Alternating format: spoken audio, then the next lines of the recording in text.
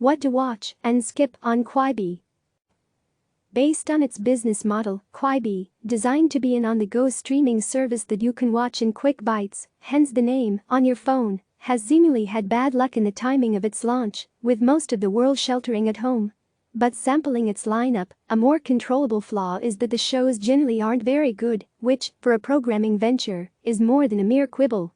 Although the highest profile fare includes movies in chapters, slicing dramatic stories into 7 to 9 minute sections as episodes, the titles that work best are unscripted, which feels more suited to snack-sized video consumption.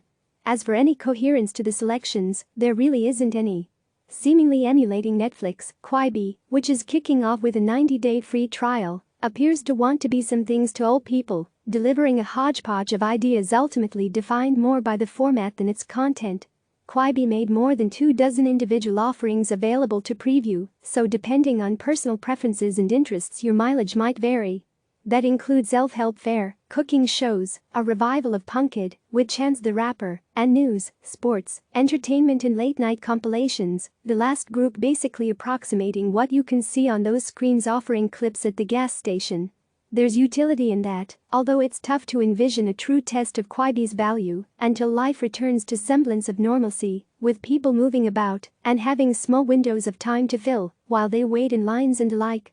For now, here's a breakdown of the more and least promising of Quibi titles, with an emphasis on the scripted shows, while flagging the higher-profile documentary or reality concepts.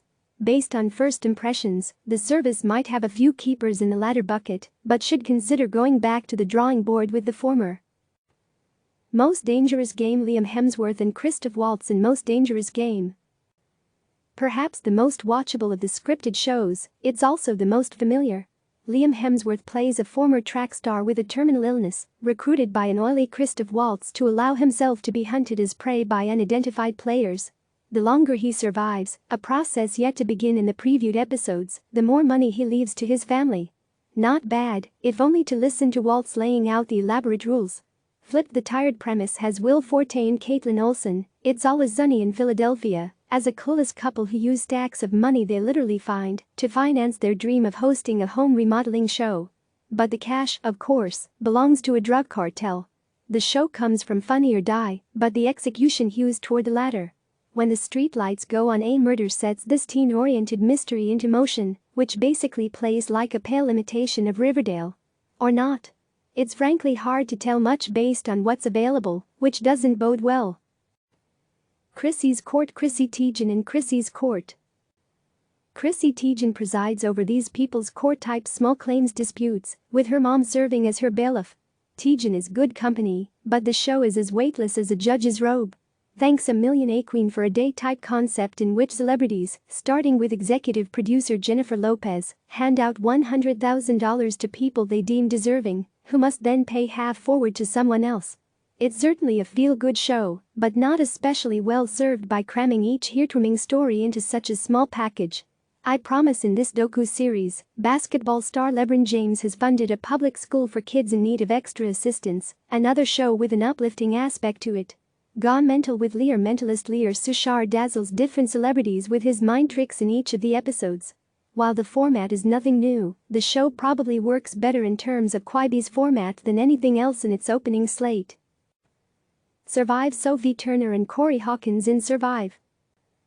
Easily the worst thing in the Quibi arsenal, this utterly ill-conceived show stars Game of Thrones Sophie Turner as a suicidal young woman who, after that cheery introduction, is on a flight that crashes in the middle of nowhere. She's left with a fellow passenger, Corey Hawkins, to try to survive if, she actually wants to. Memory hole. Will Arnett hosts a nostalgic look back at pop culture past in another slim but decent time-killing exercise. Murder House. Flip. A weak addition to the home renovation genre, here with an expert team, Mikkel Welch and Joel Uziel, working to fix up houses that, yes, were once the scene of horrific murders. So basically your average true crime show meets HGTV. Nikki F.R.E.H. Nicole Richie tries her hand at rapping in this vanity project that doesn't come close to explaining why it exists, and also features her family. A dreary effort that merely demonstrates just how long 6 minutes can seem when they're devoted to something this tedious. Quibi launches on April 6. The service will cost $4.99 with ads and $7.99 without them. Click subscribe to receive the latest news.